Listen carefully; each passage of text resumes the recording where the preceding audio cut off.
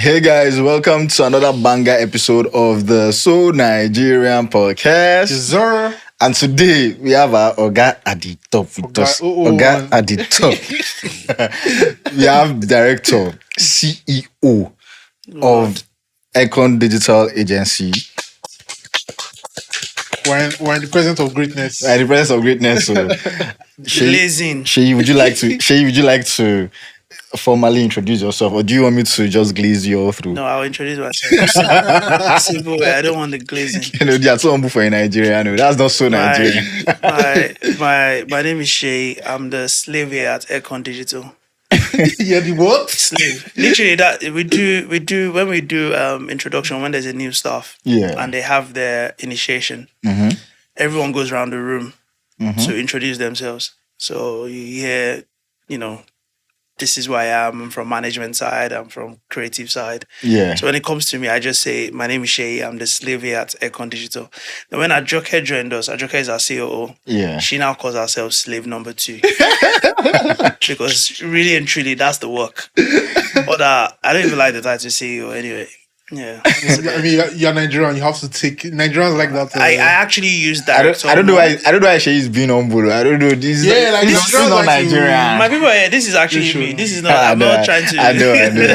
Seyi is the reason why we are here. So you guys, everybody, say thank you, Seyi, in the comments. You have to say Seyi. Thank you, Seyi. But yeah, you guys, before we go on, you will know our song, and Seyi is going to learn our song right now, and is going to sing it with us.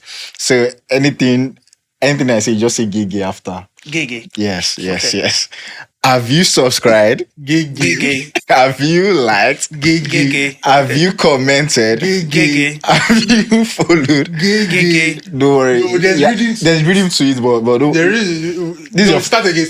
No, you have to start again. Right. Yeah, so you guys need to make people watch that twice. Yes. You don't know anything. They like it. So he actually gets me.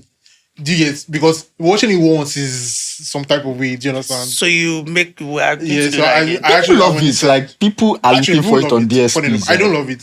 The good thing is you guys have like your core audience and community. So even if you do it 4 times, I know they'll still people are asking us to be for a new audience. If I'm just stumbling across this podcast and people are doing gay like too many times, I'll be like, what am I listening to? No, it's our call to action. Make sure you guys subscribe. Tell your father, your friend, everybody to listen to Nigeria. Your girlfriend, your girlfriend's friend, your cousin, your sister, everybody, your toxic boyfriend, your guy at work. Your slave at work. Your slave at work. So you guys, moving on, we are. First of all, have you guys seen that Trump is coming to? How do you feel about it? Shay, how do you feel about the whole situation? I saw a video yesterday where it was an American, I don't know if he's a minister or whatever his position is, but he was talking about how the petroleum and for US reserve is finishing. And I'm like, this makes sense. Because the two countries that Trump is going after is Venezuela and Nigeria. I was like, Nigeria, just state what you want.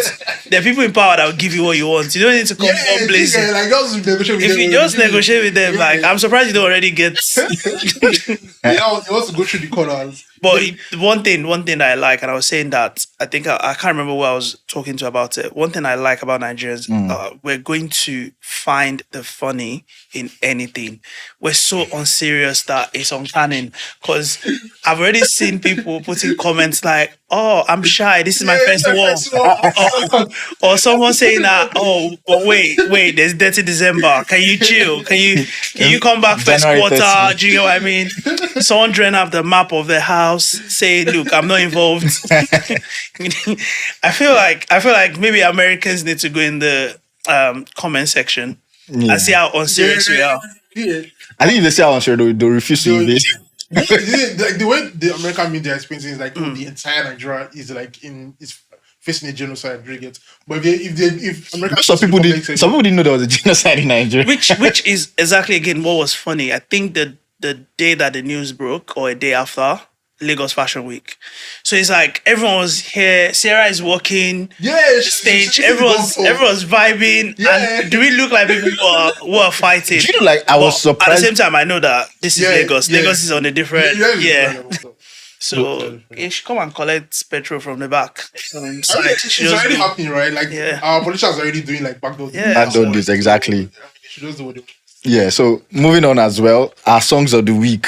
So I'm going to start with my own songs of the week. And my own songs of the week, I've been listening to Numero by Sounds. Wait, hold on. When you guys say song of the week, it doesn't mean that it's new releases, right? No. Okay. One time I was on like a different genre R&B, like just what you're listening to at that moment. Yeah. So my songs of the week, Numero by Sounds, Dive In by J5 Joshua Baraka.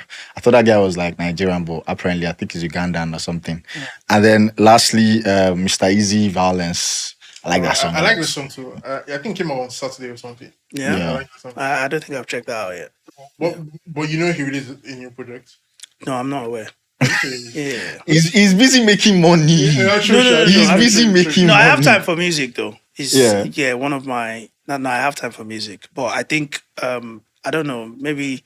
But it's Mr. Easy. I would expect his rollout to be... Yeah, exactly. And I also feel like for a while, like, he's more business, do you get? So, like, people know him for that than music. Mm-hmm. And also, you know how a lot of our artists are now, like, they're global stars. So, it's possible. Imagine if maybe I'm aware of the project if I was in London. Yeah. But I get to Nigeria and there's no billboard, there's no G, so I'm saying. Fair. So, sometimes I find that a lot of, not everyone, but some artists focus a lot of their attention and rollout plan outside. Yeah. We need to change that though. We need to get to a place where, obviously I know it's a big deal being on Jimmy Kimmel and all of those places, but it would be nice for artists to promote their work here as well. I personally think like it's done. I think Afrobeat is gone. Like we can't have that because like our biggest artists don't even do interviews here. Like they do it over. Which is problematic because then it means that what you're saying is that you're taking it for granted that Nigerians will always listen. No, but the issue, one of the major issues is most of the people financing our music here now are like international labels and if they give you budget. I had this conversation with someone and you know somebody was just telling me, you know, like, oh, why they always so open for like foreign interviews and all that stuff as opposed to local interviews. And I think there was a time where somebody like didn't even know Asha, like, you know, a foreign interview, that kind of thing. But like if you granted Nigerian interviews, Nigerian podcasts, everybody can tell your story in a better way. They can ask you questions relating. But obviously, I understand, you know, just moving towards the Western direction and everything. So I actually know an artist that just pulled out of an international deal because the brand, like when his own people gave them like their rollout plan, they were like, no, like where's the Kaisenats? And he's like, no, that's not my P. Do you get like I would rather come to Paul's TV or something and do an interview, and they were like, oh, so like there was a clash and like pulled out. The label is thinking about getting their money back now. So see Seyi is thinking creatively. You have to think for both sides anyway. Do you get? Yeah. And it's difficult, especially in this business where you know those people who are like they want to stay to the core of their creativity, but sometimes that's not what makes money. Put it this way, the example I always give people, right, is Talib Kweli and Jay-Z. Both talented, both great rappers, right? But Talib Kweli is not going to make as much money as Jay-Z. Yeah, definitely. Because Jay-Z then understands the business side, the commercial side, and he knows he has to make some type of music that, you know, gets on the charts, gets on Billboard. So it's about finding a balance. Now I'm even more curious on your music taste. So let me hear your songs. I'm a bit all over the place, to be fair. So right now I'm listening to Chapter 16, Dave and Kano. Okay, cool. I've not actually listened to the whole project. Do you not have an unpopular opinion about like Dave's album, like anything? I feel like... Well, let's hear we have Dave fans. You just find that I'm still a Dave fan, I just haven't listened to the album because I feel like some people are just being performative now, like listening to Dave. No, I'm not gonna lie. I did see maybe it was a skit. Yeah. Was it who did it? Is he what's his name? What's this guy? Gilmore? Gilmore. Was it Gilmore that about Dave fans? When that shit cracked me up like crazy. Right. But I haven't actually listened to this project. Yeah. It's crazy because that's the only song that I've listened to quite a few times. Because I like Kano as well. So and I think this is their first collaboration. So that's the only reason. So I still need to go listen to. But his previous projects, what's that one called now? Psycho No, not Psycho. 2018. I've forgotten the name now, but that one I even have on vinyl. Oh, that one. Oh yeah. Yeah, I have that one on vinyl. Are you That serious? was a sick project. I'm not gonna lie. Top to. That's some rich man stuff. No. That was a. That was You guys need to stop calling me rich man. I love. I'll never think of getting a vinyl. Like I would never. That's my new. That has nothing to do with read. That has to do with age. For my dad's birthday, Christmas last, my sister and I gifted him like he only listens to Fela, so we gifted him a Fela vinyl. Yeah. That's crazy. I would love to raid that, like just those crazy. old That's Fela crazy. records. Then I went to Toronto for the first time for work with Hilda. Yeah. And I met a old friend, and she introduced me to Odabo by 255. Never heard of that. You guys need to check that out. So I don't know if it's a band. I don't know if it's one artist. Brume might know because he's already looking. But they're called 255. Or it's a producer group. Okay. And then the project is called Odabo. What genre? Sick. Like Afro R&B. Afrofusion kind of vibe. Yeah. Really good. And then the last thing I will mention is I've actually got a playlist on Spotify called For Wednesdays. You listen to it on Wednesdays.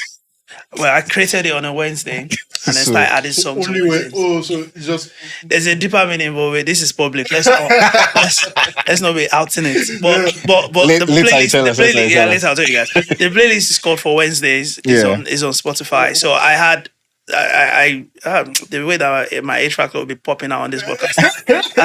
I had a few songs regularly for Wednesdays, but it takes a lot for a song to get on there. So it's I mean. And the taste is very different. I'll send you guys the link anyway. I don't know if it's public, but I think it is. Yeah. Premium music is better than music.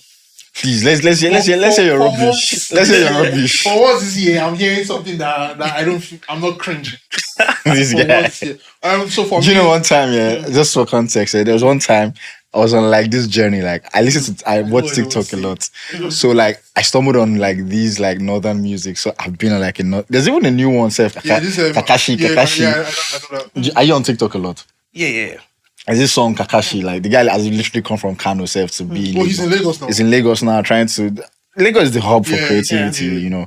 So like, he's doing the song, and I'm even vibing that one. But there was a time. I don't know why I have a feeling that I might like it. You would love it. I'm never. It's I know you're feeling like it's cringe. But sometimes, although to be fair, the playlist I'm talking about has nothing to do with that kind of music. But sometimes you find it's music. Yeah. So I was on that journey listening to like some northern music, Aure by MT, and funnily enough, some listeners like got to listen to the song and they loved the song so much. So I don't know. Isaac is just he's very close minded to music. You did free PR. I'm now curious to hear his. No, I'm not close minded. I listen to anything, but I don't. Okay, let's hear. Recently, I've listened to "Sing About Me." What they sing about me? Okay. Yeah, "Sing About Me." All Right by Lil J. Lil J's project is too sick. I can't let go of it. Okay. Then finally, Fiesta, that Maforisa, Whiskey and DJ Tunes. Boy, when you say Fiesta, I was like, I hope he's not about to say R. Kelly. Okay, Fiesta by who? Maforisa, Whiskey and DJ Tunes. Yeah. Very, very, very mid. I like that though. It's not bad. It's not bad. Don't worry. When she shares his playlist, I'll share my playlist with you. It's not bad. We can put the playlist in the in the show. I mean, but like moving on, like Seyi, even from the way you answered the question in terms of like the interviews, and you just creatively could understood what every other person was coming from, the direction in which labels would come from in terms of like creativity and their assets and their talents and all that stuff. So did that also transcend to you starting Eggcorn, like, digital creative agency and everything? I mean, not directly, but I feel like I'm one of those, and I know a lot of people say it, I'm one of those people that was sent abroad to study law. So moved to England when I was 19. Yeah. So 20 years ago now. I've just outed my age. Now you're 29. Let's Now just say 29. yeah, you're 29. I like that. Now I'm 29. Eggcorn maths. So yeah, moved when I was 19. Studied law. My uncle has a law firm in Nigeria. You know, one of those things where it feels like it makes sense. This is what you do. You do this, qualify, then you come back to Nigeria. Then at some point, after doing everything I needed to do, I was like, I don't think this is for me, man. Did you practice for a bit? No. You even practice at all? No. So after law school, not law school in Nigeria though. Nothing. I didn't even come back to Nigeria. Like I just stayed. And I just felt like I needed to go into the creative space. I think the first crazy thing I did was to like learn how to make websites. I've had different businesses. Eggcorn is just where we are now, right? It wasn't, and I'm trying to always let people know the first one is probably never going to click. But that's a whole different conversation about business because we're still figuring it out. Yeah. But the way that I landed on Eggcorn anyway was initially there was this. So this is before Spotify. I know Spotify is a Scandinavian company and it existed, but they didn't have the license. Yeah. My idea was to take, so this goes back to music. My idea was to take songs that were available in the 50s and the 40s that are not available digitally to make them digitally available. So let's call it iTunes for African classics, music. Yeah. No, not just classical. Like MI's album was actually on this platform. So it was called Afro Sounds back in the day. Like, I don't know if you guys can still find it. Then, so that was the initial business. And I thought to myself, having a website and people coming to pay 99p to download each track, because that was the price at the time. So you can download a full album. We still needed something else to push it because you can't just have a website and keep it that way. So I was like, okay, let me get a studio. Yeah. And at that time, a lot of Nigerians were not coming to the UK to perform yet, right? But a few people will pop in. I think P-Square and Wizkid, but people don't know them like that, right? Yeah. You're aware of their music, but you don't really see them that much. This early YouTube. I'm showing my age a lot, but anyway, so I got a space, and what would happen is I had like a host, like a presenter that would ask questions with the artist. Everything I'm talking about is still on YouTube, by the way. Cringe to see them now. What's the After. So the host will ask the artist just normal interviews, which comes back to podcasts. We'll see how we get there. Yeah. And then after that, they do a live performance. What is now Colors? Yeah. So so a lot of the business that I've gotten involved in, right? I've always been a bit ahead of its time. But money doesn't let you sustain it before maybe people can catch on. So I'm always interested in like, how people can. I've had a ticket company before called Pro Tickets, which is now like Six Africa. But that's even for Africa. But there's a more popular one in England. I've forgotten what it's called. What did you say? No, not Ticketmaster. No, Ticketmaster existed from time. But Eventbrite. Yeah, Eventbrite. Eventbrite, because with Eventbrite, you can even list free events. Yeah. And the only reason I did pro tickets then was because to get tickets to any Caribbean or African event at the time, you have to go into any of the Nigerian restaurants. Yeah. To buy, that's where they put all their flyers. So to get, even with Smade, you guys know what Smade is? Yeah. So he even used to list his events on Pro Tickets at the time. But again, people were still not buying online. They'll be like, we'll meet him outside of Dagenham Station or Woolwich Station. So so it's been a bit of a journey, but everything that I've done there kind of ties into what Eggcorn is now, one way or the other, because we now have a podcast space, we have management, and we have a creative agency. But what was that thing that drove you to not continue in the law field? Like what was the confidence that, okay, I can do it outside law? I think it's one of those things where you discover very not late anyway. In my based on how old I was, it wasn't like I was now like 50 and I'm regretting not doing law. Yeah. I've been doing law. I'm now regretting not doing law. I just really was aware that I was not really interested in it. Do you get? Now, if my decision was to practice law in the UK and stay in the UK, maybe I would have done it that way. But I know that in Nigeria, like my granddad had cases that was going 20 years against federal government. And I'm like, what case goes on for 20 years? Do you see what I'm saying? Like, no offense. No offense to the lawyers, I get it. But because everything just takes time. My brain is too creative for me to be staying in a place where I'm reading the same thing over and over again. And it's always difficult. Let me give you a perfect example. And I think things are changing now. Growing up, I couldn't study without listening to music. Right? There are a lot of people like that. I don't want to call it ADHD, but whatever it is. But I genuinely could not study or read anything without having earphones or listening to music. But my uncle didn't understand that. And I grew up with him. So every time he came into my room and I'm studying and I still have music, and he'll be like, how does this work? But this goes back to, like, I did really well, right? I did really well, but I just felt like this was not for me, man. Like, yeah. So that's the only reason I took that decision to quickly step away from it. What was your uncle's response to that? Let's say the whole family response is usually, and as a parent now, I have a 3-year-old, so I get it. The whole family response is usually like, oh, you don't know what you're doing, blah, blah, blah. But then when you start doing well, you see the attitude change. And then they don't even still tell you that they're proud of you, but they're happy to tell everyone else. Everyone else about what you're doing. Right? Yeah. My uncle was interviewed he just became senior advocate of Nigeria. Okay. So he had a radio station interview, whatever. And the host of the station was like, oh, you're not the first Ekisola that we've had on this station. Like, we've had Seyi. And I was like, oh, that's my nephew. So they sent me the clip. And I'm like, this man doesn't gas me up like this. But he was speaking so proud, like, oh, everything he does. I was like, oh. So I guess that's random question and like, how Eggcorn started and everything. Yeah.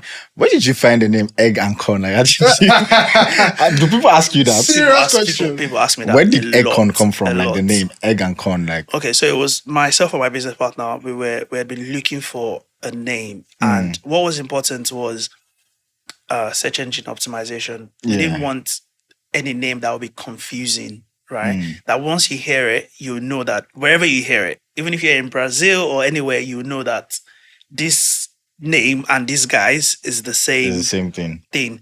So we couldn't find a name, and then I was like, you know what, let me go on dictionary.com. And I went on dictionary.com. I think the word of the day was one random word. I was like, let me just go a day before. And I saw the word Eggcorn. So it's actually a word. It's not like the way people think is egg and corn. It's actually a word, but it's very, very like old English. People don't use it in their statements. So you use it as a word to replace something that you've forgotten. That's the true meaning. What does it mean? Yeah, so like it's a mishearing. It's like me saying something and I've forgotten a word in between, and then I use the word Eggcorn to replace. But it's very, very, very old English. Like you don't hear people say it every day. So obviously I googled Eggcorn and there was nothing, and I was like, this is it. Yeah. So if you go on Google now and say Eggcorn, it will have to be everything that relates to us. Yeah, that's really cool though. That's really so that's kind of how. Yeah.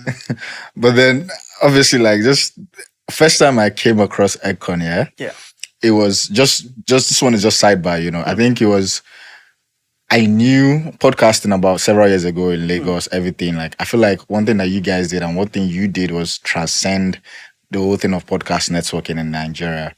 And being that we've been in this for over 5 years now, at that time, I think you only knew of like Midas Radio, what else, ABA, Bonte. I've met him in a couple of events, and you know, the way they did it was just, you know, in a very minimal way. So I feel like when you came, you know, I think when you came and I said what I said, when you guys came and did, I said what I said, even introducing video podcasting and everything, just so many things just changed as a whole. This is even like the podcasting aspects, you know, in terms of Nigeria. And obviously, like, podcasting is a very, very new industry in Nigeria. There's still so much growth to, you know, to actualize in podcasting.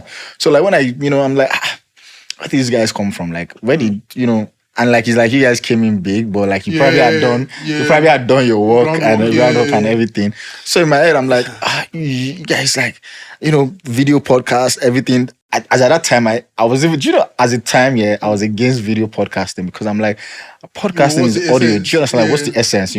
It took a lot. I think the first time Isaac and I we like put money together and like paid for like video recording. Yeah. As at that time, we're very skeptical. We're just like, but like this is what we needed for It growth. took a lot of thinking. It was even us leaving our do you know when we used to record before? Like we would record sometimes in Isaac's dad's church. Because they had all the equipment. Not even the even like, equipment. it was just I quiet. brought mic, like Oh, wow. Yeah. Sometimes my parents' parlor at that time. Do you understand? Like just different places. So like it was just different for us doing it in camera. So like when you guys came, changed so many things like podcasting world and everything, like and the growth you even amassed with like I saw what I said and everything and then TBT.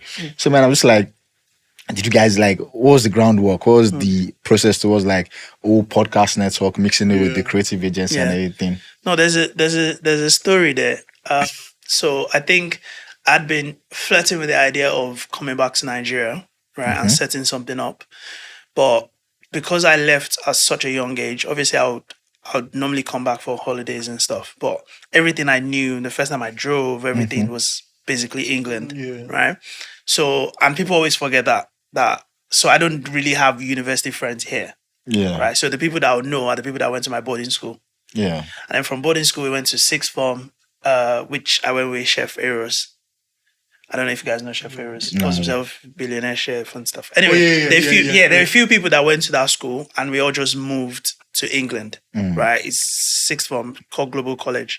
So I'm coming into a system where I don't really know anyone unless I know you from maybe when we were young. So I think there's something about that really helped, that allowed us to just do things the way we wanted to do it. So I wasn't caring for who was, doing this or doing that. Yeah. So the first time I came in anyway, I had some meetings and I was trying to find clients. I didn't just want to set up. Then I learned the Nigerian lesson, which is what you call packaging.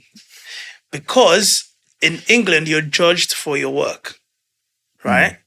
Not who you are. So I could be on the tube and the person sat next to me could be a millionaire and I would never know. Because, that's just the system. So when I came to Nigeria now, I remember I won't mention the name of the company, the first person I had a meeting with. So they asked me, okay, for everything you want to do for us, how much will you charge? Then I said, how much I'll charge. And she's like, and you won't be there every day. Like, she expected me to be in our office every day. And that day I'd already employed the first person I employed, which was like a creative director, right? And the money that she was willing to pay me was even less than the salary of the person I'd offered. Wow. But she was still saying, for what she's paying me, she would expect me to be there every day. Then I thought to myself that it kept on happening. And then my uncle, very smart man, by the way, so he has ways of teaching you lessons. Yeah. You know how most times in Nigerian homes, they all always have the car that they drive to church. Yeah. And it's the better car. The best and they have the run around. Yeah. So he was going for this meeting and he asked me to come with him. And I realized that I think it was maybe a Navigator at the time. And that was the better car. And I was like, this man, you don't ride this car in the week. And I'm like, let's go. We got to this meeting. Meeting was good.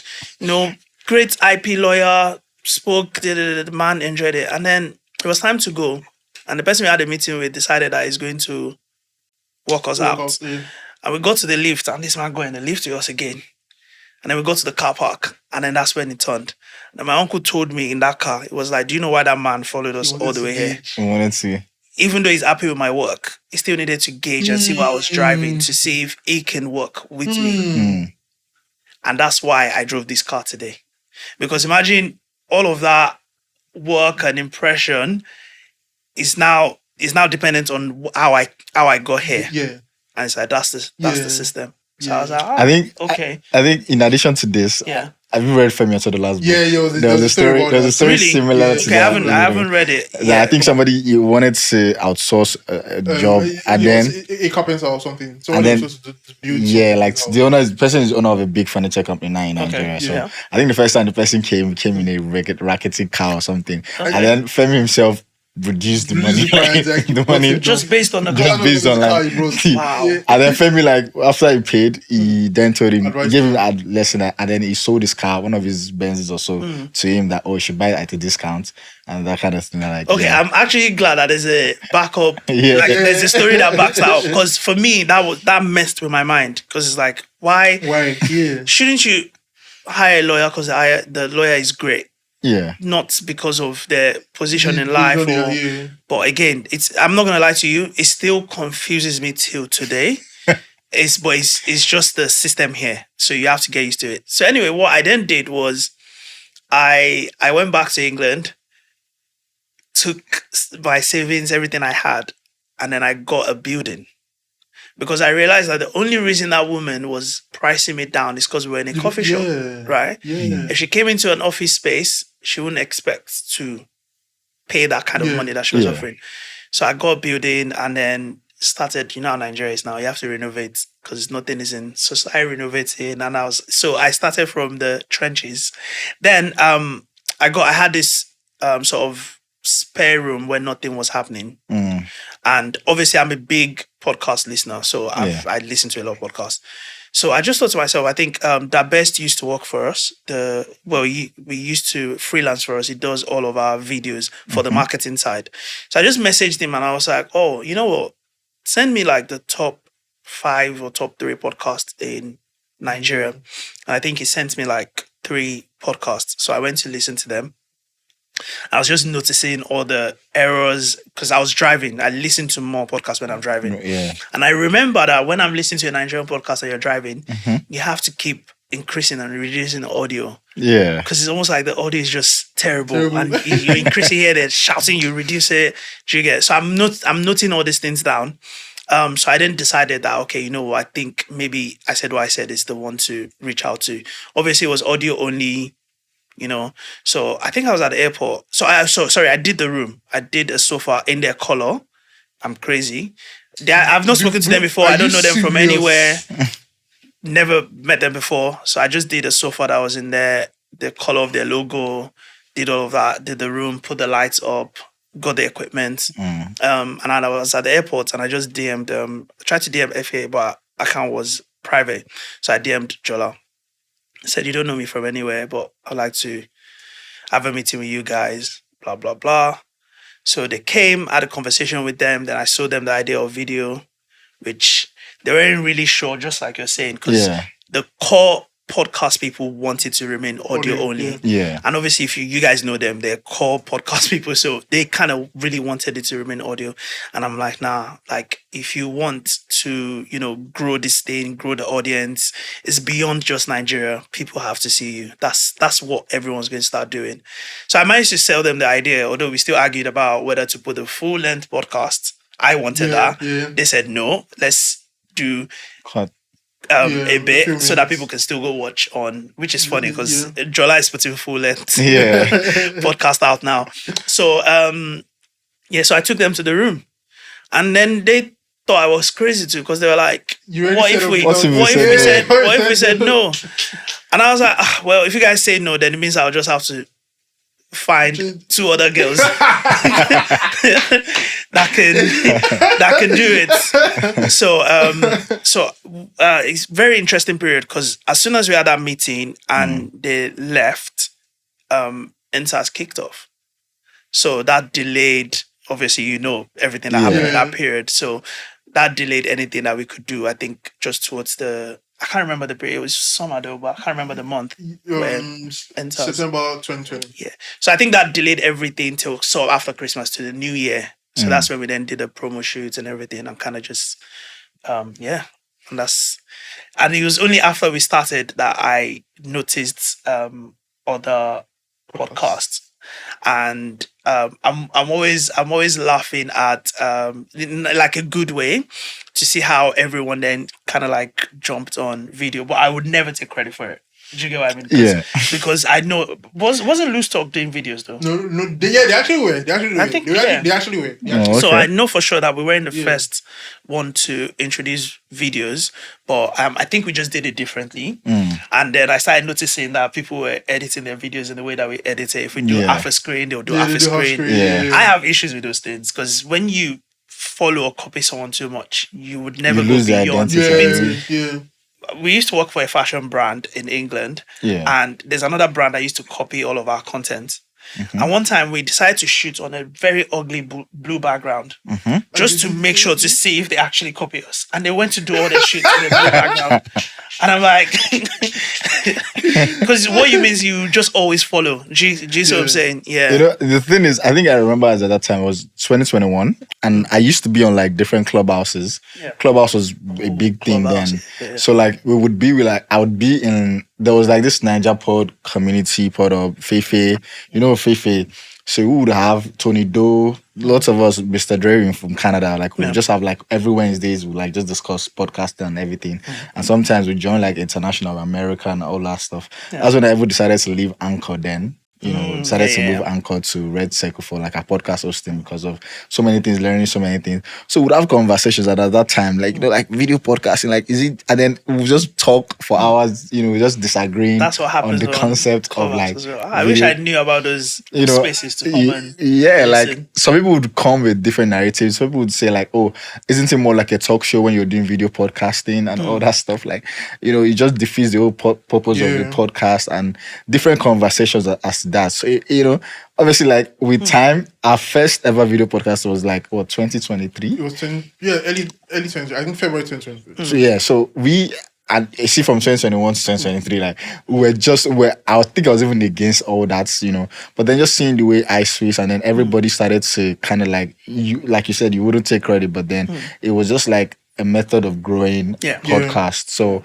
and it just showed the way you intentionally and creatively just kind of like transcended the podcast industry, the podcast game in terms of like video podcasts alongside I Said What I Said. And so when we made our first one, you know, I think our numbers 2023 is one of the like recent years. Do you understand? Like as soon as we, you know, it was huge at that time, and the growth, it was just very, this experiments really worked for us, you know. So it just showed how you creatively, and I'm just thinking like, do you also take that to the marketing side of things, like when you are also trying to introduce Eggcorn this as like, you know, to I think Lagos? We're still at it. It's funny because I was having that conversation in the office earlier. See how someone who hasn't seen me in a long time came in today. I think the last time she saw me was 2021. And she was like, look at the size of this building. And you've given half of it to podcasts and the other half to marketing. So there's another thing where a lot of people, because podcast is what people know us for at the time. I think it's changing now. I'm working really hard to change it. I'm not going to lie. Because that's not our core business. Remember I said, we had a spare room. And we decided to do podcasts. Our core business, we're a creative agency, we're a marketing agency, right? So when you say to people that, you work with Spotify, they still think, is it podcast? I was like, no, not for podcast. Do you get? So I think there's still a lot of work still going on because now being on the marketing side, and this is no shade to radio because radio has core listeners, core fans, but if you see, radio stations are now doing videos too. Putting it online because it started to become an avenue where it feels like is dying. Not dying, it's still relevant, right? So my struggle at first was, how do you then monetize this podcasting in this space where it's very new? So we started putting it in our decks, right? When we do a deck for a client. So let's say we've said billboard, radio, so we start adding podcasts. And they will always say, what is podcast? So you kind of explain it to them. An example that I always give is, I listen to Flagrant, right? But no, not even Flagrant. Brilliant Idiots. Brilliant Idiots. And there's an old episode where they have a discount code because they did, I've forgotten what the brand was for. But imagine discovering a podcast today and then you go start from the beginning and then you discover a discount code for something and then you use the discount code and it's still working, right? And I was explaining to them how it's permanently in the domain. When you advertise on radio, Once it's done, it's It's gone. done. It's gone. But when you advertise on a podcast, 2 years. 2 years, 3 years, It's still as there. long as that podcast keeps growing It's still there. and people are discovering it and going back to listen to the old episodes, it's almost like you paid for a real estate that is permanently there. So this is how we're still arguing with some brands on why it is important to advertise on podcast. But it's easier now because it's gotten to a stage where everyone's now doing it. People now know what it is. Yeah. Going back to your point of video, there's still people who believe they listen to podcasts and they just go watch the video on YouTube because they don't know about the actual Apple app to listen to podcast or Spotify. Yeah. So they don't listen to the audio at all. Just go to YouTube. And then there's some podcasts that I listen to that I'm driving home from work in the UK, and I have to specify that because people know that I don't drive in Nigeria before they say it doesn't fight me because me and Agbero will fight in Lagos. So anyway, so I'll be driving home and the conversation is so interesting, right? That I would just change to music. Because my intention is to get home and go watch it. Because you want to be in the studio. You want to see what the banter is. Do you get? Yeah. So it happens a lot where if I know that the podcast I'm listening to has a video on YouTube, sometimes I'll just wait till I get home. So funny enough, when I started listening to podcasts, it was from video. It was Loose Talk, the episode with MI that went really crazy. So I started, then after that I started listening to Loose Talk on SoundCloud, right? But then I just thought of it that imagine I listened to this MI episode, not watching it, like I won't get the same feeling because that episode, like there was a lot of like things that happen in the studio. Do you understand? Like if I listen to it, I won't be hooked on the podcast now. Yeah. Do you get? So I get that. You know, the thing is, when you said, and that's the thing too, because I've also, before we even came with you guys, I've always had conversations trying to convince people on like, the benefits of podcast marketing or marketing on podcasts. And then there's this time we did for a brand. Can you remember? I don't want to call their name because I think the company is... they didn't pay us, so don't call it. The company is, I don't think they are still functioning, but like it was kind of like a fintech. We did like an ad that time, I think 3 years ago. Okay, I remember. Somebody reached out early this year needing their service. And we did this thing like 2021. It was 2023. No, 2022.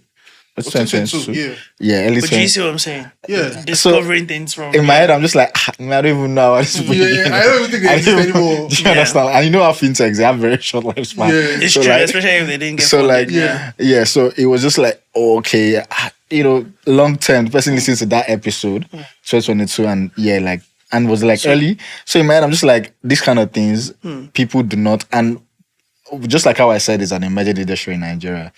Average people my age don't even know what a podcast is. And some of my friends, that's the way they do in mine. They don't know. My mother doesn't know. Average Nigerians do not know. Let alone like brand managers or marketing executives. Like they don't But really. those guys should know. Though. Yeah, they should know. Yeah. They're not thinking outside of the box. They're just like, they rather tell you, this money I'm about to pay you, why don't I take it and do Instagram ads? That's always a line. Yeah. Why don't take it? And it just shows how, will I say, in a box. And I feel like, the way you thought about your marketing plan for Eggcorn, you thought about including, podcast section, and, they are not thinking outside that box. And I feel like that's something that your upbringing from the UK. And there's this, my favorite book by Austin Kleon. It's just basically still like an artist, talks about ideation. So if I take the way you all your experiences and things you learned from the UK, and then you brought it to Nigeria and just kind of like refurbished it and everything, and just see how it fits into the system. So and we're still at it. so obviously, like you added your own, like the way you learned a lot about like packaging and how it works, fits into Nigeria system, everything. But you brought an ideation, made it Nigerian way, and just like that's why you have this big Eggcorn creative and marketing agency. But we're small. how do you now manage your creative freedom, especially with clients? Because Nigerians are very stubborn. Do you understand? I think for me it's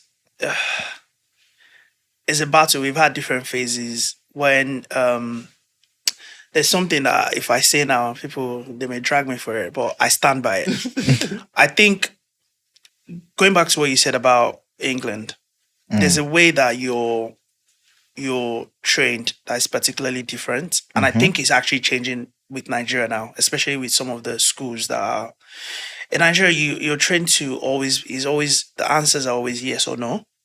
Whereas when I first got to the UK, they encourage you critically thinking. Yeah. They don't really care for whether you're right about whether it's yes or no. Just make your arguments. Make certain points. They don't want to feed you this information and for you to accept it. They want you to argue and say, no, this is why this isn't right. And then you're judged not by the yes or no, but by the arguments that you've made in the middle, right? And this goes back to education and how people operate. Because I've gone through different phases with Eggcorn in Nigeria or even recruiting. For instance, a lot of people in Nigeria, once you finish uni, you get a job and you get into a corporate life and it's your first job and they're expecting you to perform this miracle. Whereas in the UK, there's a lot of training. What NYSC is here, you do retail. So there are people who would work at McDonald's, work at Gap, you fold clothes, you have Christmas temporary job. Everything you learn about work is that experience that you learn it. But obviously I know that no one's going to go and work in the supermarket in Nigeria, especially if you've gone to uni. Do you see what I'm saying? Because immediately once you've been to university, they expect you to let me apply to KPMG. Let me apply to, but with what experience? Right? So it was difficult for me, and that's why the initial Eggcorn, the very first set of people that we have, I see them now because I'm still friends with them and they're doing really well where they are. But at the time, Eggcorn was their first job. So Eggcorn became like a school. Like we're training these guys. And I realized that it was affecting productivity, the progress of the company itself because I didn't come to open a school. You see what I'm saying? So, so that had to switch to, okay, now I'm only interested in employing people that are way smarter than I am, that know the thing better than I do, right? Because I didn't want to focus on, I'm just good at business development. How do we take this going from A to B? Do you get? So after we did a podcast and everyone's done podcast, and the problem is, how do you make money from podcasts? So my thing is, and you guys know, because that's how we actually came together. My thing is, okay, how can podcasts from Africa earn money? Yeah. And I looked into it. I'm like, okay. And I went to Copenhagen to have this deal. Like, pay us when you listen. So that's why we have that. Wait. So it means if you have podcasts in Nigeria, you can be paid in foreign currency. Talk to us. But do you get what I mean? Like, because otherwise, if you keep waiting for people to bring things to you, then it won't happen. So that bit of innovation, of always thinking ahead of the curve, So let me give you guys one tea. I think one time Seyi and I were having I think we had this Copenhagen conversation like early last year. Okay, yeah. But then I think one time Seyi was telling us how, he heard Spotify were expanding to Africa. And then he hopped on a flight to South Africa to look for them. No, it was this year we had that. This year. We had that this year. That's even how it happened. So I'm like, you went to look for them. Like, what are the odds that you actually find them? No, I even lied to so many people, man. So yeah, because it was a busy period, and I think I've been seeing emails and people who work at Spotify and then South Africa, but everything they were talking about was this thing with podcasts, blah, blah, blah. I'm like, wait, I don't really see a lot of Spotify adverts and stuff in Nigeria. So I really wanted to do their marketing. I just felt like, there's certain companies that you just feel like you align with what you're doing. So I just felt like there has to be a marriage here. So yeah, I hopped on a plane, went to SA. I didn't even know it was public holiday. So I had to stay extra, and then I emailed our friend Mish. You guys know Mish now. Yeah. So we met up, and I just told her, I was like, look, there has to be something. And then she's like, oh, we don't have anything for you at the moment, blah, blah, blah. We have a comms agency and we've been with them and they're good. I'm like, I'm not trying to do comms, blah, blah, blah. So anyway, came back. It didn't feel like it was good. It was good conversation, but it's not like I came back and I'm like, hey, I came back with the account. But I guess what had happened is you sown a seed to like let someone know that you're here. So when they eventually needed something that relates to what we do, then they just came to us and then we worked with them for 2 years. How long was the space between when you went there? 3 months. 3 months, 3 months. And it's like, oh, okay, we want to work with... I know that Spotify wants to tap into the Gen Z. If there's anything you know about Eggcorn, it's like 40 of us, and I'm the oldest, and it's a lot of young people. So, and a lot of people who work at Eggcorn also do other things. So they're very in tune with the society. Brume is here now. Brume is an artist. Yeah. So do you get what I mean? Like they're very Kez used to be here. Kez is an artist. So yeah. But I wanted to ask. I know, like the UK. I mean, you lived in the UK for quite some time, and like the UK is big on content. I still do. I'm always letting. Okay, so you are here on holiday. Yeah. She is always just getting back. So like, how much is that influence of like UK being a content society? Like there's like literally the biggest YouTubers, the biggest podcasters. Most of them are from. Everything you're saying is like now. Do you get what I mean? And it's funny how quickly this is what 2025, right? Yeah. Before the pandemic, who was the sort of biggest, like the YouTubers? The people we didn't know. KSI. KSI has been a while. So I think you could still name them compared to who they are now. Yeah. Yeah, the streamers, the Mr. Beast. It's like, even though Mr. Beast has been doing YouTube for a while, but he's almost like he's a A-star now. Do you see what I mean? Yeah. So, there was a lot to learn in the UK and see as well, and how things are operating and where that culture is going to. But people pay better in the UK. Brands pay better, because again, they are, what I told you about innovation and thinking critically. You can send a very strong email to a brand, and if you're convincing enough, right, they'll listen to you. In Nigeria, they might ignore you. Right, do you see what I'm saying? Yeah. They might ignore you. So you also know somebody knows somebody. Who knows who? That for me is crazy, and that's why I said I struggled, because I came into a space where I didn't know anybody. Yeah, do you get? Because it would have been easier. I still get told off, because for instance, naturally I won't do this podcast if you know anything about me. Yeah, if you know anything about me, I only went on. I said what I said because it was Jola's birthday. Oh, the episode I went for, it was because it was our birthday. And how do you, if someone has asked you to come on and you've been dodging it, but it's their birthday, you have to. That's a present. If Timmy San sees this, he's not going to be happy. He's been asking me for a long time. But I think from that culture, it's almost like your work speaks for you. Yeah. Whereas in Nigeria, sometimes you know the people more than what they do. You get like, be behind the scenes. Yeah. But sometimes you know the founders and the owner, and they want to shout it. Founder. You get? I've sat on the table before where they're talking about Eggcorn, and no one knew that I had anything to do with it. And that brought me a lot of joy. Do you get? Because you hear the true thing. You hear what people really think. Do you see what I'm saying?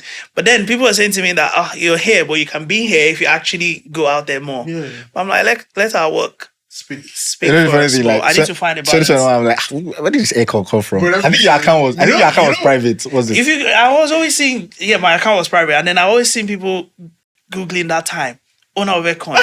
That's always the Google suggestion. Like, that curiosity, like, who is this person? Before we started recording here, like, I had met Seyi, but like, I didn't know he was. I told you. Was at Spotify. The beach party. I came to meet you that day because me, I've done my research. I really don't like I'm about all that stuff. What makes me laugh about that conversation is me trying to introduce myself, and then you're like, I know you. It is me. I was really like nosy. Like I really like I know you. Like I'm even thinking, how should I go meet this guy? And then you're just like, I think you're eating small chops. I remember you're just like lounging, like just like chilling at that time. And then I'm just like, are you like Seyi? And me, when I'm outgoing, I'm just like, oh yeah, Seyi, nice to meet you. And you're like, oh, I still know you. Don't worry. I was still there trying to break down. One thing that I've just learned or gathered from this whole conversation is one thing about your creative freedom. And I think I asked this earlier, but I feel like you didn't answer it, especially now that like there's money involved when it comes to Nigerian clients. Because your creative freedom, how do you maintain it with Nigerian clients, especially when there's money involved? And I feel like kind of like said no to any like clients before. Well, we still said, I don't want it to look like, okay, so let me tell you what's happened, and so you understand this kind of business. There was a period where for 4 months, we literally had no clients in terms of like no new inquiry. But in the last 2 months, it's been crazy with inquiry. Yeah. And for the first time, we're actually turning work away. So there's a guy that I've known for a long time. He spent 2 hours on the phone with me yesterday. It was like, Seyi, how can the whole of Lagos be asking me for work? I give you work. And someone from your team is sending me this email. He was now reading it back to me. Email that I'd already saw before it went out. But we're genuinely saying that we're swamped. Do you get it? It's December, right? We're free, January. Come, January, there's no work. But it's really busy at this period. So to kind of answer your question, you're asking how we deal with Your creative freedom and all that stuff, like maintaining with clients. There's some things that you see and you're like, this is not for me, because you feel like you're not going to have any impact on it, or because of the way that the business is being run. I actually enjoy starting things from ground up, and that's not where the money is, right? Because you want to go into like the established places because they have the budget, but there's also this self-fulfillment that you get if you feel like you're part of something from the ground up. Do you get? Where however well the business is doing, even if they're not working with you anymore, you're like, oh, I had a small part to play in that. Compared to if you come into an establishment that they already have their structure, their way of working, there's not a lot of changes you can make. We struggled with it at the beginning. I think now we attract a certain type of business, right? Because of your branding. Yeah, because of the branding. Like, it will make, naturally on paper, if you see that this person is working with Eggcorn, you'll be like, yeah, that makes sense. Yeah. Do you see what I'm saying? Yeah. You won't see, if you see one and you're like, it's with Eggcorn, you'll be like, there's no alignment. Like, how did that happen? But then I realized that we've turned ourselves into the kind of agency that some legacy companies or some companies now feel like if you want to reach the younger audience, you want to connect to them, or you want to be cool in the way that you get your message out, go to Eggcorn. And I like that space. Do you get? So that way I don't have to drag with the big boys. And, do you get what I mean? Yeah, but was that like the vision that you had? That was the vision, because I think the sort of next generation, so to speak, the creativity is just a whole new level. Yeah. Like, I'm learning things every day. It's crazy that I feel too old in this office sometimes, because when they use certain slang, I'm like, what's going on here? Do you get? So it's But was that your vision because of your experiences from your past businesses, where like we're doing things that were ahead of the time? So basically, just based on that history, is like always been ahead of the time. And do you get? And even you guys, when you started the podcast, think about it. Anyone who started podcast at the time you guys started it, you were ahead of the curve. You were just hoping that. Do you know how many people ask me for podcasts in Lagos? Do you know, people always think, how does Eggcorn decide whether to take on a podcast or not? And it has to do with the host. There's someone now that I know that's been asking me for podcasts for 3 years. 3 years? Right? And in 3 years, you're telling me that you have not bought yourself a mic and try to start by yourself. You're just waiting. So that means you're looking for someone to fund your hobby. Yeah. Do you get what I mean? Because you don't want it that much. Yeah. Do you see? But I'm interested in the ones where they come and even if you're not part of it, it will carry on anyway. Do you see what I'm saying? Yeah. And then obviously people will, by all means, they will just stick to it. Even if it's not bringing the most money or whatever, you're still doing that. Consistency, very important. Yeah. How did you feel about getting your first account? What, in Nigeria? Yeah, in Nigeria. Let me first think who my first account is, because if it's not, there's an account that I collected to just be like, let's do this. Okay, my first account was actually a restaurant. It wasn't bad. It was good experience. Good experience. Yeah, it was exciting. But at this point, we were already in minus anyway, because remember, we had to do the building. Oh. Yeah. We had to do the building. So it was an initial layout, which my system is usually you start small and then you grow. But in Nigeria, it feels like to catch up, you have to. Big. But I don't actually agree with that, because you can get in a lot of trouble starting big. Yeah. Random, because I'm just thinking, obviously, like you obviously have a situation where, like you mentioned, 4 months, no clients at all. Do you think chasing profits can like slow you down, just like water things down for you or for Eggcorn as well? Do you even chase profits? I was just about to tell you that I don't think we've ever discussed profit or anything. Do you guys have KPIs? Listen, Nigeria is where I heard the word KPIs the most. I'm not even joking. Nigeria is where I heard the word KPI the most. Like, the thing is, as soon as I go to like KPI. What's one time, just random story. Yeah. One time, I think, because at one point in 2021, 2022, Isaac and I, we would like write emails like every single time we had like a PDF. We'd just be emailing, like I'll go to LinkedIn, look for like brand managers, be emailing like PDF, like trying to get like sponsorships and all that stuff. So obviously, like some people would reach out, some people would, oh, I'll use my connections to like, oh, my friends, oh, let me talk to your head of marketing, that kind of thing, you know. And everybody will ask, okay, if I give you a link now to download this app, how many people will download? Like, oh, what are the KPIs? What are the KPIs? What are the KPIs? And I got to one point, whenever, you know, conversations and people tell us, oh, what are the KPIs? We just give up. We never continue the conversation. Yeah, what's the point? Yeah, you know, because, and people that we ran like sponsorship or ads with, they kind of like understood, you know, people that looked for us, like we didn't even need to stress, do you understand? Like they were the ones that understood the power of podcast marketing, top of mind awareness, the brand recognition, brand awareness. So it's, you know, there's those kind of things are like, it just made it easier. But anytime somebody comes and say, okay, we'll give you a link, this thing, if you can get click the link. Particular one, bro, that one touched me because like, I think they gave us the weekend, like I think Friday, Saturday, Sunday, and by Monday, if they had not gotten a number of, I think, sign-ups with our link. So you see, I have a lot to say on this. This thing is crazy. Because why are you putting your conversion on the podcast? Do you get what I mean? That tool is supposed to literally be there for awareness, man. Yeah. Do you get? That's not where you find your conversion. I've forgotten the book, but a lot of the business that we did started with e-commerce. So obviously conversion matters in that space. And I can't remember the name of the book. And it's like to get your first sort of maybe 1,000 customers, you need 100,000 people to know you. So if you're selling this mug, you need 100,000 people to know about this mug before 1,000 people can buy it. Now, the problem is Nigeria, we're so obsessed with blowing and KPIs that we forget that we still need to let 100,000 people know first before you can get 1,000 people to buy. So they just want to know, how can we get 1,000 people to buy? Because your podcast should have just been a means of them, people being aware, right?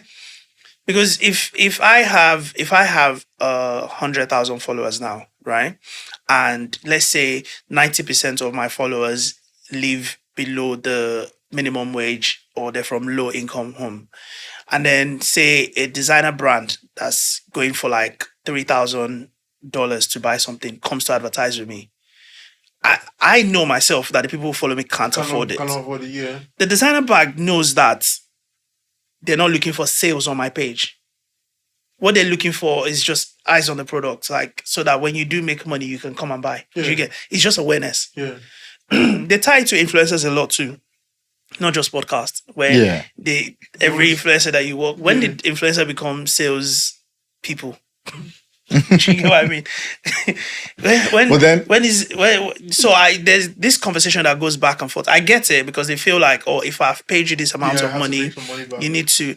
But but there are also companies that get it. But look at those companies, you'll find that some of them are not even Nigerian companies. I've signed you as a brand ambassador, not because I'm generally thinking that you're going to convert sales, but I just need you to represent my brand and be out there and bring in all the awareness. At the end of the year, they don't come and be like, how many fridges did you sell? So for you, so let me guess it now, like, you know, you obviously don't define success for you, like, as the impact of the work or like paycheck or money or whatsoever. Like, so which one holds? So for me, it's first, we have a lot of overheads. Can we cover all of our overheads? Can everyone be paid? Touch wood, I've been in Nigeria for how long? 2 days, 24 hours. No. I mean, set up. Eggcorn is 5 years in Nigeria now. Flying, so. Eggcorn is 5 years in Nigeria now. I've never had to say to my people, oh, sorry, we can't pay you this month. Which I hear that is sometimes very popular in Nigeria. I've been like 3 months salary. Imagine that. And it always baffles me. I'm like, if someone owes you 3 months salary, why am I still going to work? Why were you still with But then all someone will say, but then it's not easy to get a new job. Yeah. And then you still want your money, so you have to stay there. I started leaving work at 2 p.m. though. Okay, so you started taking the piss. So like, you can't you tell me, let me get back soon now. Yeah, so I think obviously you want to make money, you want to be profitable, and you can be profitable, but I think it just shouldn't be your essence. It shouldn't be what that you talk about every day.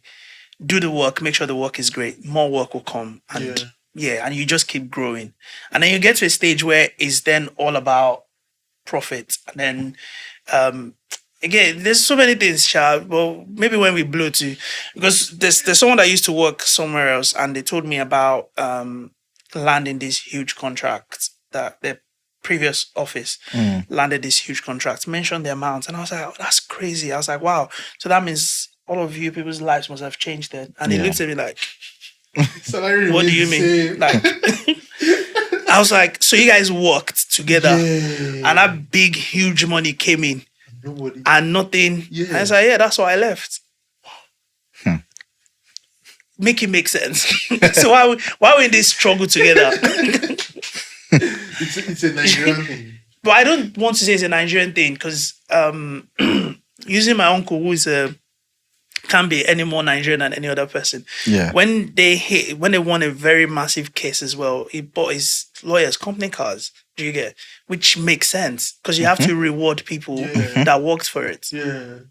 Do you see what I'm saying? Yeah. Increase their salary. But then I always say, and 3 of my people are here because I think about if I did a 9 to 5, if I don't have job fulfillment or I don't like the people that I work with, or I get to the gate and I'm doing a big, like, breathing in before I go in, right? And then when I'm leaving, I'm doing a huge sigh, like that place is behind me. Then you shouldn't be there. You shouldn't be there. I always pray for, like, I feel like aside from like higher salary, just pray for a good work environment. That's something that people neglect a lot. Yeah. You know. Yeah. Well, you see productivity if a work environment is definitely. well. You're happy to go to work, you know. And one thing about Seyi is that she's always busy, hardworking, diligent. Yeah. How was it like for you working on 2 Guinness World Record projects? I can't even. I wasn't even here. I wasn't even here for the first one. So what happened was that's how I met Hilda anyway. Yeah. Noe called me and said, oh, she wants to introduce me to again, when I say there's certain things that you think about, you think it makes sense for Eggcorn. So Noe obviously knows almost every agency in Lagos. Yeah. But Hilda has already told Noe what she was trying to do. So Noe then messaged me and said, oh, Seyi, come, I need you to meet someone. Again, I'll say, oh, I'm busy. And then she goes, oh, there'll be rice. Let's go. So I was like, okay, let's go. So we got to rice? Yeah, so we got to, and I didn't know who Hilda was at this time. She just said there'll be rice. So we got to Hilda's old restaurant. So only took the rice for you. And then she sat down, we were talking, and then they brought the food. I'm like, wow, okay, I'm listening. and then she goes, oh, she's trying to break Guinness World Record. Obviously, Guinness World Record is a British establishment. It's been, but I've just not heard anyone talk about it in a long time. We all used to read the book and excited. Yeah, it was always in libraries. And also, it just opens your world because then you find someone in Jamaica that has the longest nails or tallest man. So she said she wanted to do it, and I was like, okay. So I Hilda is a very convincing person as well. I'm one of the smartest people, and people don't know that because you can only know people on the internet. That's why it's good to have interaction with someone. She's full of ideas. It's crazy. Yeah. So she then said, okay, I want to break Guinness World Record for so. So again, took it back to the office, put a team together. So we used to meet every Friday. So one Friday will be physical, the other one will be virtual. Planning towards this thing. We didn't have sponsors. She was ready to put money together. There was struggle, but then we found sponsors at the last minute. A lot of people said no, which they still regret it today. They still be calling me, is there anything else you guys are doing? Is you not doing anything? Because they felt like they missed out on what that was. So put the team together, got another PR agency who were good with comms, then just put a whole bunch of talented people together to make this thing happen. So I always give credit to the people that worked on it, because the day she was breaking the record was clashing with my daughter's first birthday. Yeah. So I had to be in the UK. So you weren't there? I was on ground when she was doing all that cooking. All I was doing was checking in. So I was one of the viewers, and all I was doing was correcting people. Move that camera from that place, because obviously I was watching online, right? And they were placing things, and so that was literally my role.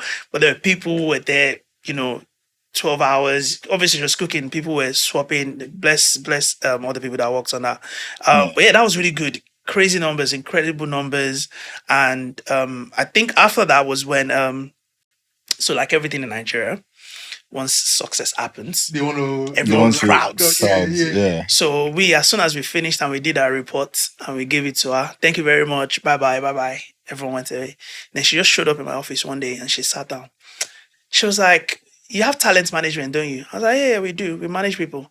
And she's like, so why have you not asked to manage me? And everybody that didn't do this with together are the one chasing me. And I really couldn't answer her. And so we just, and that's how we started. She ignored every other person. She ignored, because she was like, I like the way these people work. I've worked with them, And so till today, we still manage her. So hence why we've done now. And also, Hilda is not just someone that we manage. She's actually our clients as well. So we do all the socials for our restaurants and also the marketing for our classes. Okay. So this second one was much easier then? This second one was much easier. What? Easier for who? Let's ask first. Sponsors, everything came. The sponsor is one of the sponsors that backed us for the first one anyway, and she became an ambassador. So again, Hilda had an idea. She called me very early in the morning. She's like, cook something, biggest pot jollof. So in my head, I was even thinking that, okay, what we can do is set it up and then look for sponsors. Then we went to GB Food's office, and then she just told them the idea, and obviously they like her, they bought into it, and they're like, we'll do it, and we'll do it by ourselves. No sponsors. So sponsors. And boy, if you know, let me not even say the future.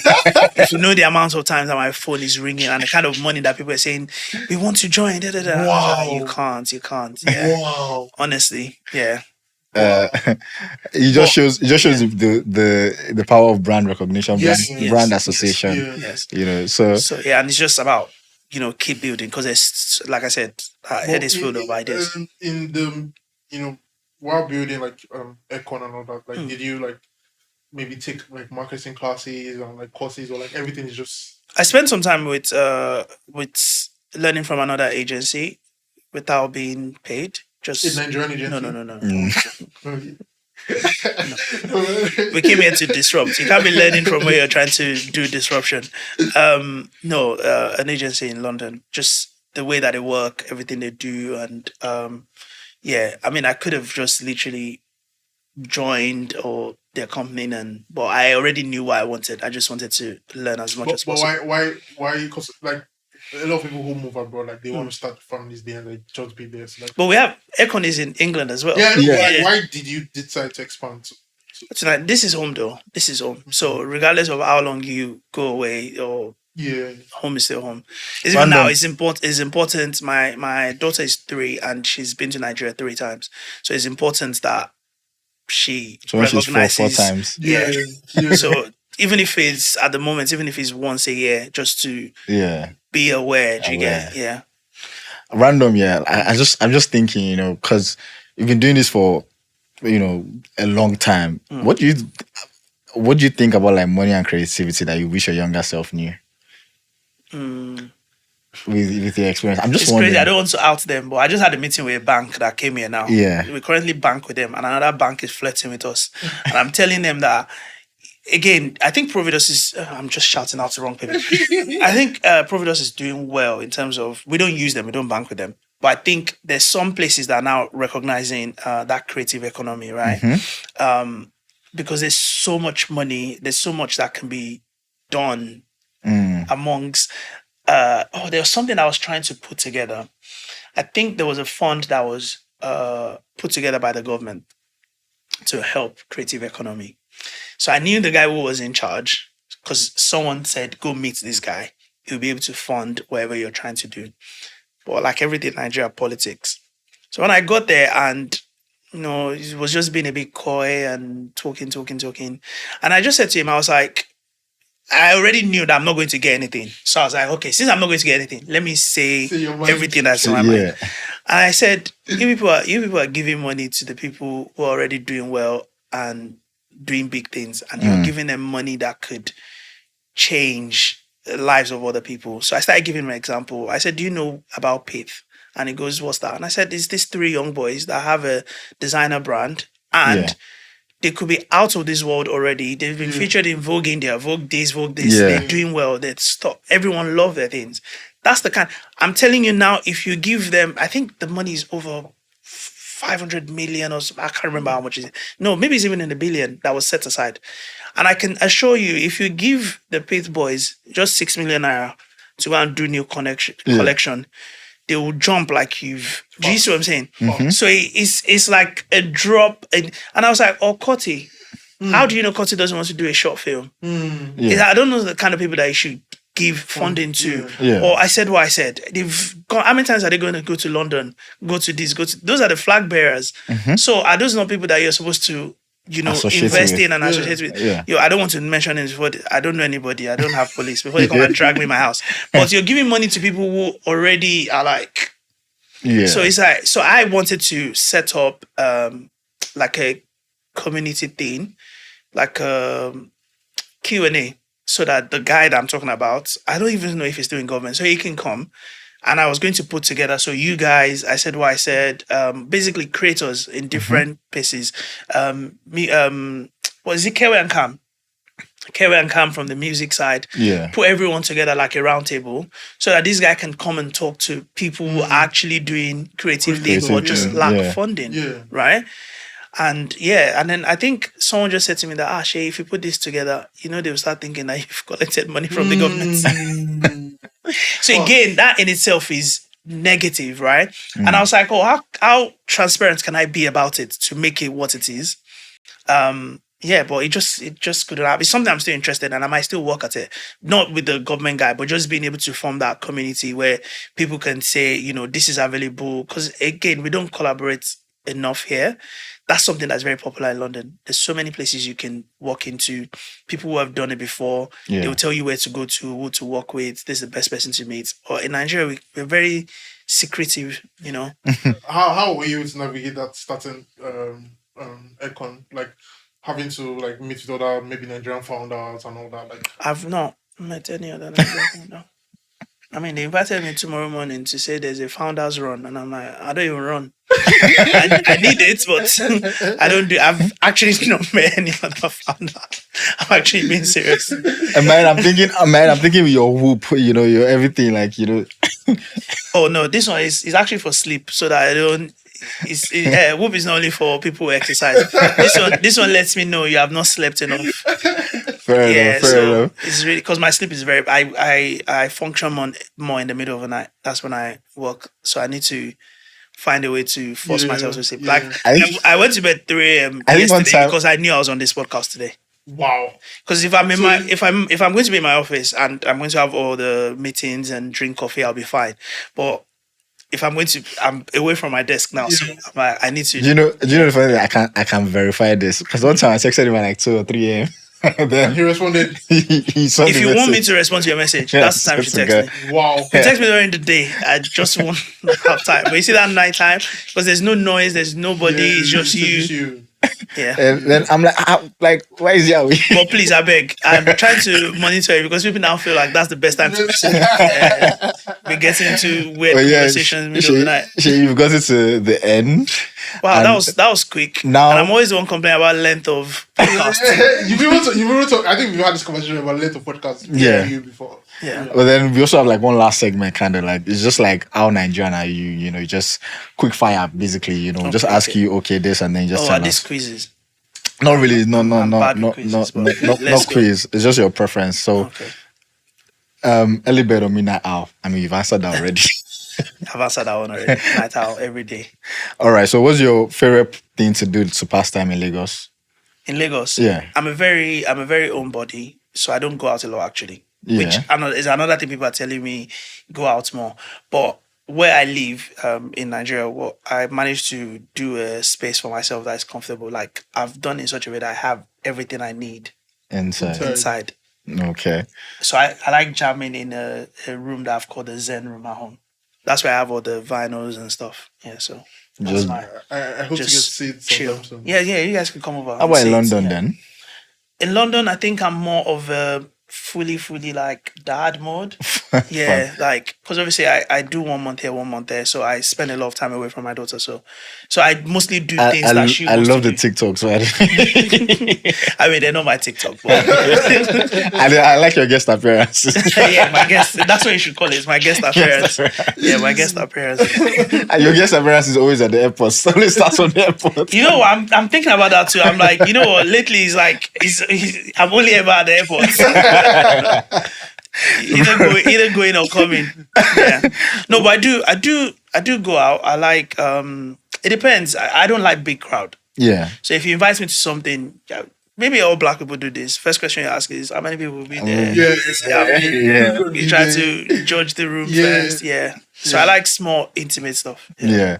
If you're in the shoot in Lagos now and then rain starts falling, do you call off the shoot or continue shooting? Depends what we're shooting. Depends what we're shooting. I feel like the kind of person that will say, "Oh, the rain even adds a little." Yeah, that's what I'm saying. It depends. Okay, when we went to do that shoot, if rain started, I'll be like, let's carry on because it is so Nigerian. Do you get what I mean? Yeah, and I always say to people that the rain in Nigeria is wicked. The drops is heavier and it beats you. Yeah, That's why they say rain beating. Because in England it feels like it showers. So I don't know. We need to pray more. Because Nigerian rain actually beats you and it can go on for a long time. So when people say rain beats me, is that just a Nigerian slang? Or the rain actually beats me? No, I've never heard it anywhere else but Nigeria. And it's because Nigerian raindrops are heavy and they very heavy. Like wiping you. yeah. Actually, Nigerian rain is actually very So you know peaceful. it's strange for me in England when it's raining and people are running. I'm like, oh, this is not rain. This is just gentle showers. These light showers. Light shower. Yeah. I mean, So I can just walk in there, get to where you're going. Nigeria, you have to take shit. You'll be going for like an hour.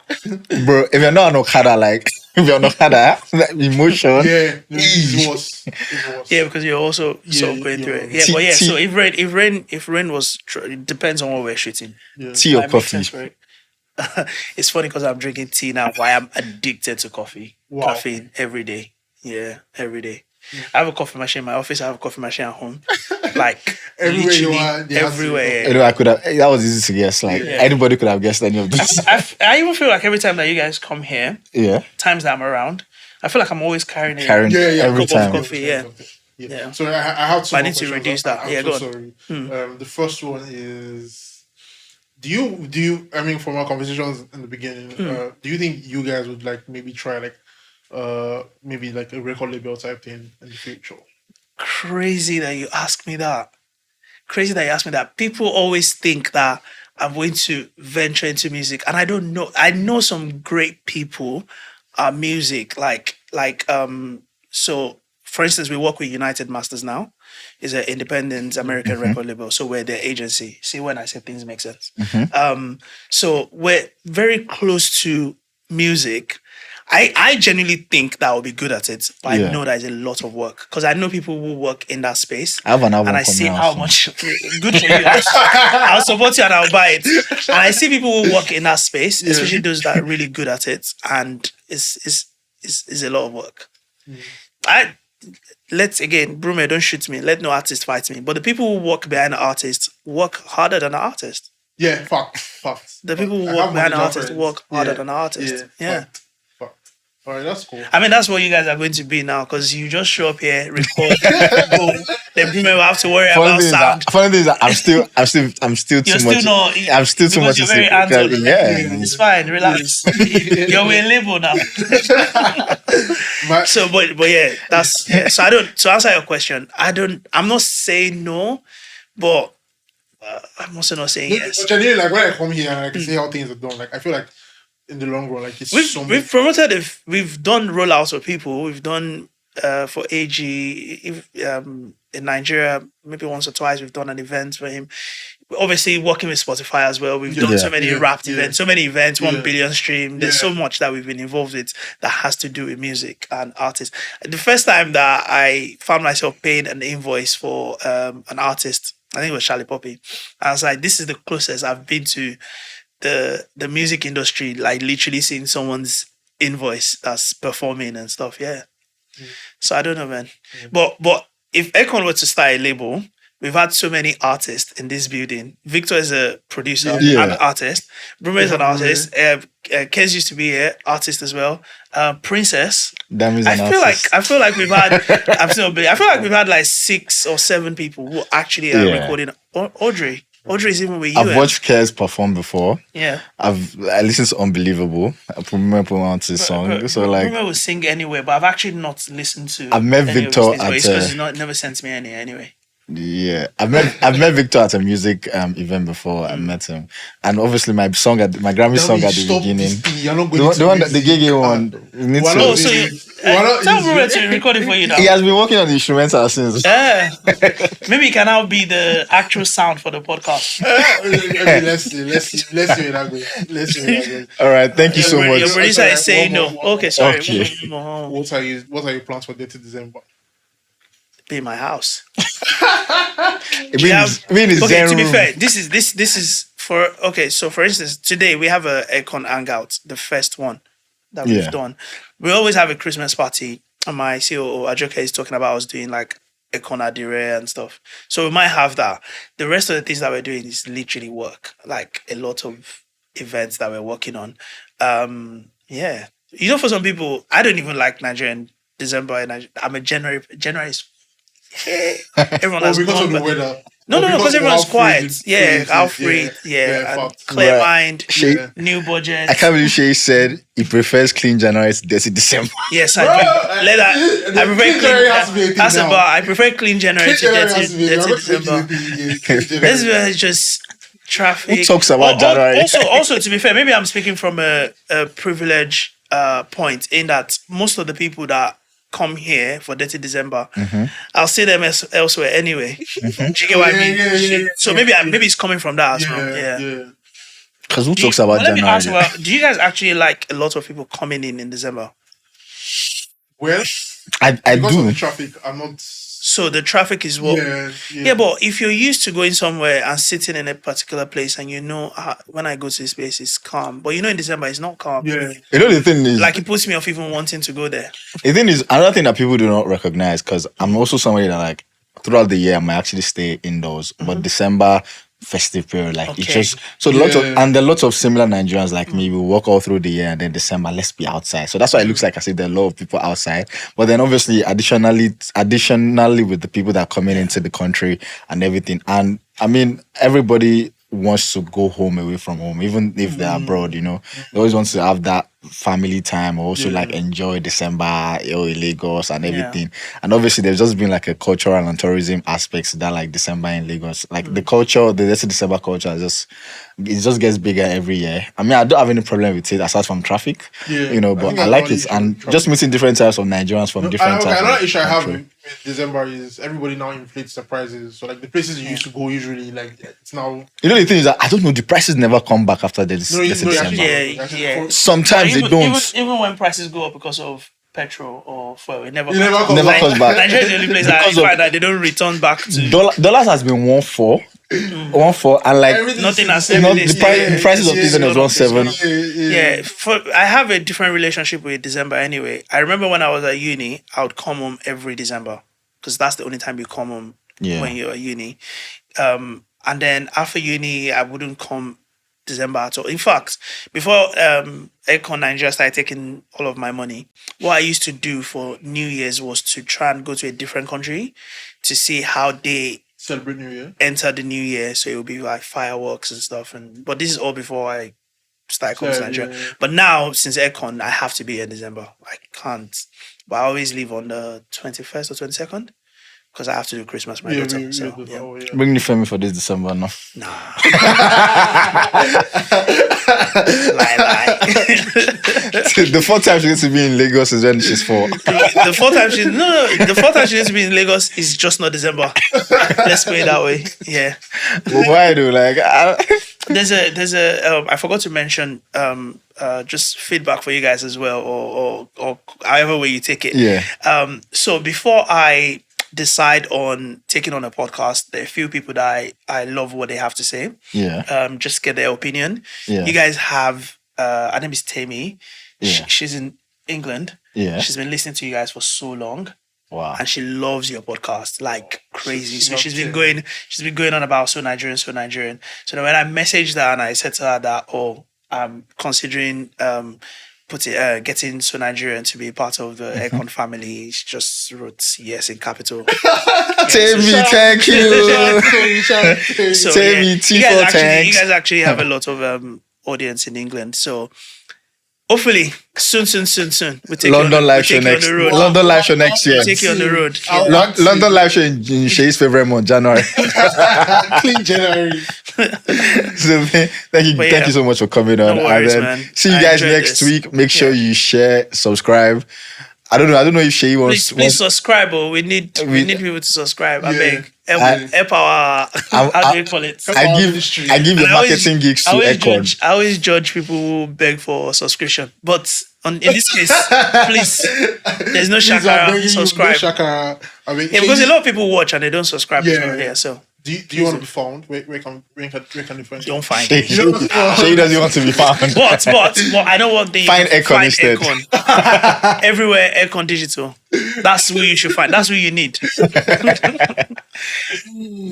Thank you guys. See you guys next week. Yeah, bye guys.